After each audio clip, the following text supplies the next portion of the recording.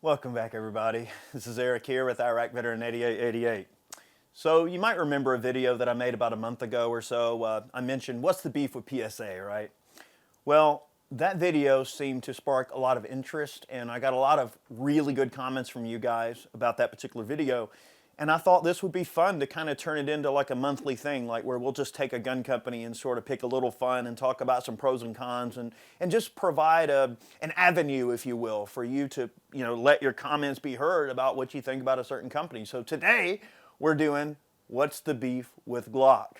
I mean, Glock is kind of one of those companies that it seems like people have a love-hate relationship. And I know you're going to hear me say that a lot about some of the brands that we're going to talk about. And I want to make it clear that this is not, this is not a video for me to take a dump on anyone. Glock doesn't know I'm making this video. I just thought we would talk about it. And this is an open forum for us to discuss, what people think about Glock. However, Glock is one of those companies that it seems like over the years, they've developed a rather, I don't know, sometimes maybe a rather polarizing group of users. And I think sometimes a gun brand gets, judged a lot by the people that use them the most. And I will say, for one, that I love Glock pistols. I think that they are fantastic guns. This is my 19X that I'm just going to hold throughout the video here. But this is a great pistol. I think a lot of it. It's a fantastic handgun. And I've always liked this 19X. But is that to say that, all right, are there any skeletons in Glock's closet? Heck, I don't know. I mean, look, here's what we want to talk about when we talk about what's the beef with Glock. I mean, look, Glock does sell horse semen, y'all. Look, it's on their website. Seriously, if you have a mare and you need some good stud protein, y'all, you can get it from Glock. They raise horses. So I noticed there was one guy was picking some fun at Glock over the whole horse semen thing. Look, hey, if you run a gun company and you want to sell horse cum, I suppose that's your prerogative to do so if that's what you want to do. Sure, go right ahead and sell that horse semen. That's fine. Now, what about the guns themselves? I mean, I think one, let's just say, area of criticism that maybe some people have with Glock, for one, is that people have been asking for a carbine from Glock for a really long time, and Glock it seems like they just refuse to release some sort of a carbine, right? So many PCCs accept Glock magazines, and so many people have asked for a Glock brand carbine of some sort. And up at the Glock factory in Smyrna, they actually wound up installing a 100-yard range up at the Glock factory in Smyrna. And many people thought, okay, well, maybe they're working on a carbine or something like that, a 9mm PCC. Now, that's yet to be determined. Maybe they are working on it, but this has been several years ago. And I think most people, because the PCC bandwagon has kind of left the station, we almost wonder that if Glock did release something, I mean, obviously there's going to be certain people that would flock to have a Glock carbine, a Glock branded carbine.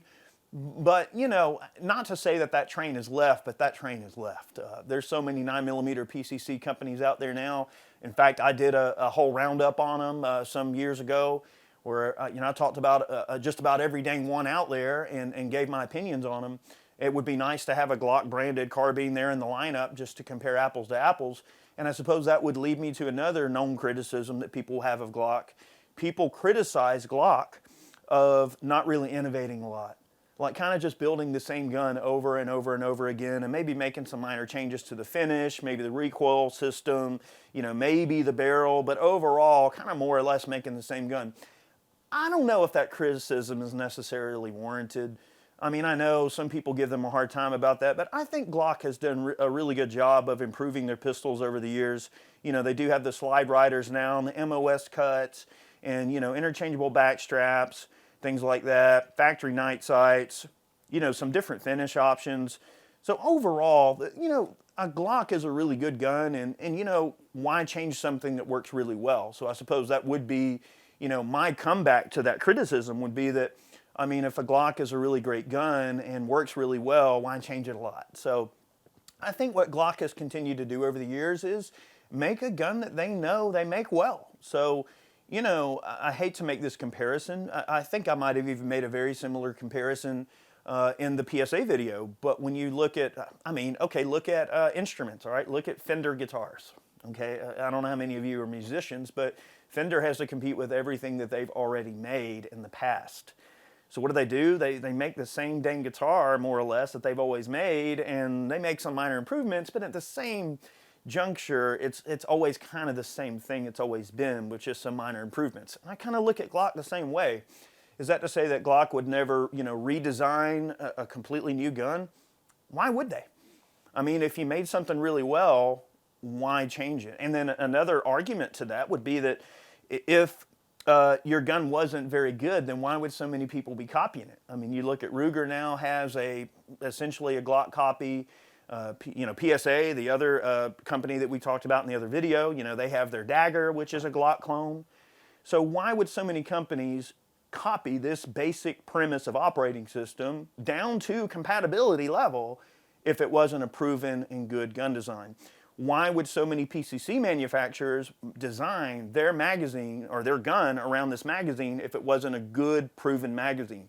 33 round Glock mags work really well. They're very functional. They're very affordable. It's a good, proven, standard capacity magazine design. So why wouldn't you use it? It makes sense. So when you start to kind of look at all of these things come into play, you can understand, well, why would Glock need to reinvent the wheel if what they do works really well? And that seems to be the kind of the common argument that someone would pose if someone said, well, Glock never designs anything new. Okay, maybe a 10 millimeter single stack would be cool. I haven't seen that yet. Maybe a Glock 36 in 10 millimeter, whatever that would be.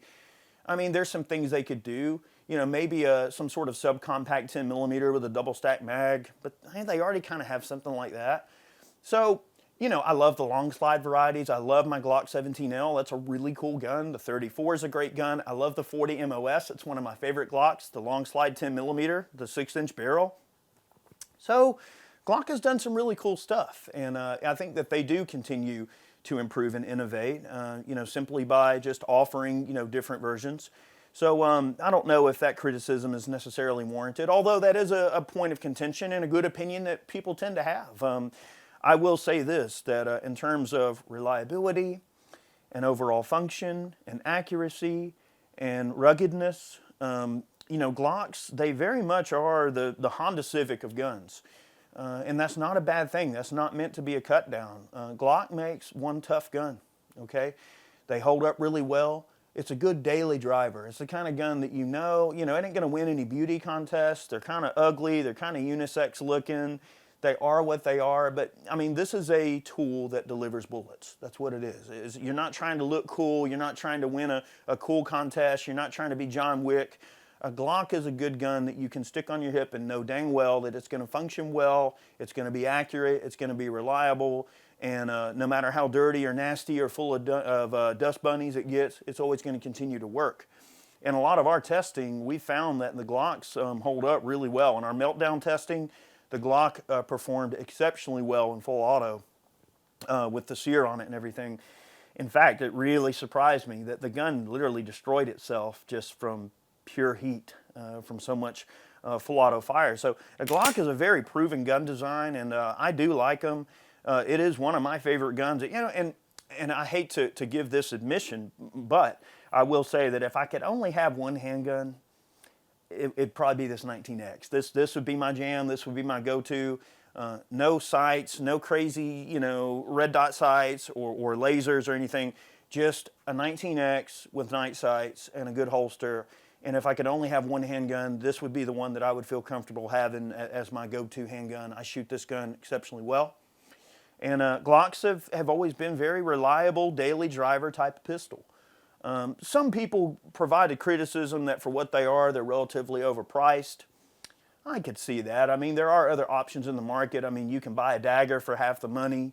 The new Ruger is very affordable. So there are a lot of clones and copies of the Glock that use a very similar operating system that can be had for less money. I think that Glock has done a pretty good job of protecting the value and sanctity of their brand in terms of a marketing perspective, in terms of and everything.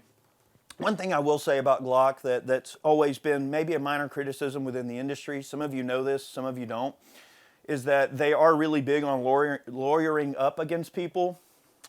So like if you sell Glock parts and you list that your part fits a Glock on your website and you show a Glock logo, you're going to get an email from their lawyers. Like they're super, super finicky about how their brand is represented, how parts that fit their guns are represented, and they are really quick to lawyer up and get people to, you know, adhere to certain principles, I suppose, that they hold near. So, I mean, I guess protecting your brand is an important part of having a big company like Glock, but I will say that they are very sue happy. They love to lawyer up against people.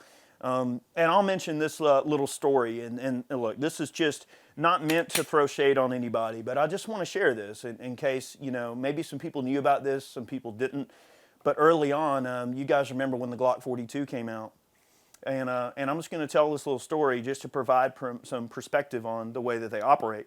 And again, not trying to throw shade on anybody. I'm just trying to just tell you the facts. This is a why the beef with Glock. I'm telling you what the potential pros and cons are and how people perceive the company. That's all we're trying to do here. And again, you guys have a full venue down here to leave your comments and things.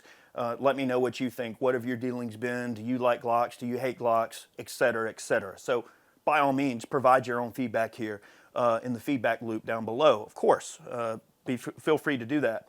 But when the Glock 42 came out, you know, I remember their rep at the time brought down a 42 for me to check out. It was one of the real early ones, like a media sample, if you will. And I remember we did some shooting with the gun, and we shot a video for him on the Glock 42, because I think the whole idea was that we would be able to get a video out pretty quick and be one of the first people to have a video out on that particular gun. And if I'm not mistaken, I believe that we were the first YouTuber or whatever to have a video out on the new Glock 42, which at the time when the 42 came out, it was a very new design for Glock because it was such a small, shrunken down, downsized gun. That was, you know, definitely a different outing for them, something that they'd never really done before. I mean, sure, they can take their existing gun design and kind of shrink it and make it smaller and size it down. But overall, it was a new gun for them and something they really hadn't ever done before, a true innovation for them as a gun designer, okay? I mean, people would say all they did was shrink down the existing gun, but there are some differences. But the point remains, it was a new gun, something people hadn't seen yet. You know, now we know that the 43's out there. You have the shield arms, double stack mags that can get the capacity up. So that 42, 43 platform, the 43X, and so on and so forth, those guns have gone through their changes and come up to the wayside now. But this was when the 42 first came out. Well, we knocked out a video on the 42, and we put the video out, and we get a call, or I remember either a call or an email from Glock's lawyers. And they're like, hey, we noticed in the video that, and so Chad has relatively large hands, and Chad and I both shot the gun in the video. And Chad, in one of the shots, he sort of rode the slide stop up with his thumb by mistake and locked the slide to the rear while there were still rounds in the chamber. Now, if you know anything about shooting, anybody knows that with an improper grip, or maybe when you're just getting used to an initial gun for the first time, that you may inadvertently ride the slide stop up and lock the slide to the rear if you have rather large hands, and you know, and depending on your grip. Well, Chad brought it up in the video. He said, "Oh, I must have accidentally rode my thumbs up and rode the slide stop up, and made the gun malfunction. It was a user error. It was not the gun. It was a user error that caused the gun to malfunction." Well, Glock didn't like that. And they were like, hey, can you edit out that stoppage and remove the video from YouTube and maybe re-upload it later or whatever? And I was kind of appalled by that a little bit. And you know, some would say it's innocent, but I viewed it as I wanted people to get an honest representation of what we saw in that 42 in the first outing that we had with it. And guess what? If someone buys a 42, takes it out for the first time, and they've never shot that tiny little Glock before, and they have some big old mitts like Hickok or me or whoever else, you know, many of us got some pretty big hands, you might inadvertently ride that slide stop up, and that's pretty useful information for the would-be consumer to know about that gun. And we thought that was a critical thing to leave in that video, just to show that, hey, we're giving this thing an honest shake, good or bad, and we're going to, you know, give our thoughts on it. And we did, of course, our honest opinion on the gun. And we didn't take too well to that. Well, I refused to do it. I wouldn't take the video down. And I didn't tell them in any more or less words to pound sand, but I just said, well, we're not going to be removing the video. And long story short, I'm not going to go into any more details about it, but let's just say that it was one of those examples of how, Glock loves to lawyer up against people. So, that's just my take on it. I did have a little bit of a run-in with them on that particular situation. Now, one would say, okay, yeah, they did me a favor by bringing the gun down and let me check it out early, but they also should understand that I am who I am. I'm not going to, change my opinion, for anybody. And I do have a favorable opinion of the Glock 42. I thought the video was really good. And there was a lot of good comments on the video. People liked it. And it's not like there was a bunch of comments where people said, oh, well, Chad rode the slide stop up. Therefore, this 42 is a piece of crap because the slide locked to the rear. No, people understand that it was a minor, human error and a little bit of a manual of arms issue that he addressed in the video, corrected in the video, and then proceeded to shoot the rest of the video without a single issue. So he knew exactly what he did, and he corrected the problem, just like any other experienced shooter would do in his situation. Obviously, just like I or you or anybody else would do. So, I don't know, I thought that was kind of petty. That's just me. Overall, Glocks are one of my favorite pistols. I love this handgun. I will always be a fan of Glock pistols. I know that Glocks have their fan base, and they have people that love them and hate them, and feel free to let your opinion be known down below. Y'all do seem to like this particular concept of video, so this is a great opportunity for us to discuss how people feel about Glock.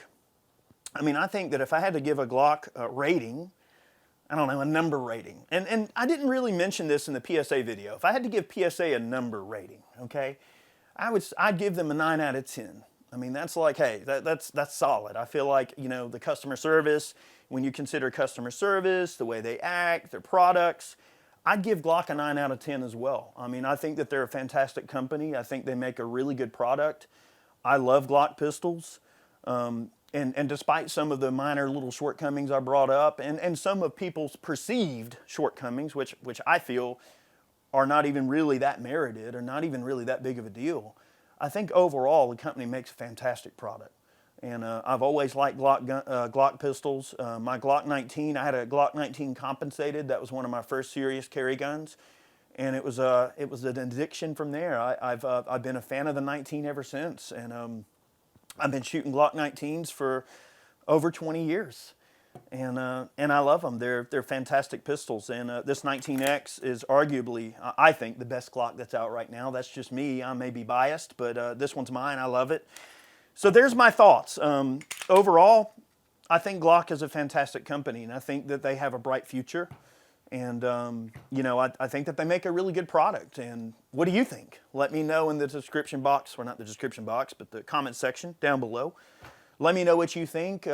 If you're in the industry, have you had any run-ins with their legal department? Have they ever tried to strong-arm you or lawyer up against you? What are some of your experiences with Glock, especially if you're an OEM manufacturer, you make parts for Glocks? What's some of your run-ins that you've had maybe with them or with some of your customers? There is a total cottage industry that has spawned around the Glock pistol, and it's so interesting to see how many people make so many aftermarket parts for the Glocks. I mean, it's crazy. You can take a Glock and basically turn it into not a Glock with enough parts. There's really nothing OEM on the thing except for the frame anymore, and then there's aftermarket frames too. So it's just crazy how many parts you can throw at these things to play with them. I tend to kind of prefer a stock Glock. I've talked about this in previous videos. But overall, look, if you're one of the people that like to put all the ninja accessories on your Glock pistol, more power to you. That's fine. I tend to be kind of a stock Glock sort of guy, and I think as stock Glocks go, the 19X is my jam. But anyway, look, Glock's doing a great job. No shade meant to be thrown in this video at all. Love you guys very much. Hey, have yourselves a great day. Many more videos on the way. We'll see you soon.